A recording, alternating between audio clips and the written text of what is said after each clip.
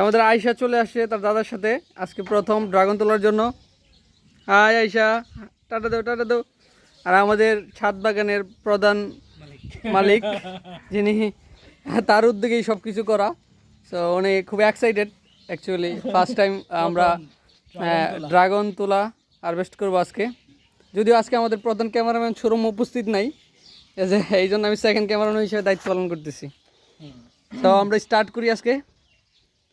যদিও একটাতে একটু প্রবলেম দেখা যাইতেছে, নতুন আসছে, তবে আশা করা যায় এটা টিকবে এবং আমরা এটা আবার হারভেস্ট করব। এটা হচ্ছে আমাদের প্রধান বড় ড্রাগনটা, এটা নিয়ে আমরা খুবই এক্সাইটেড।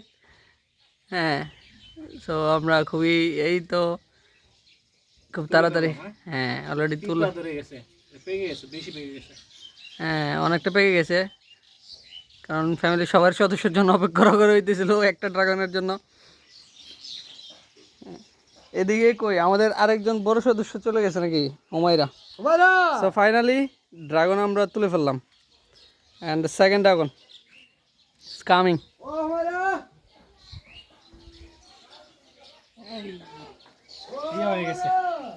Wow, just amazing.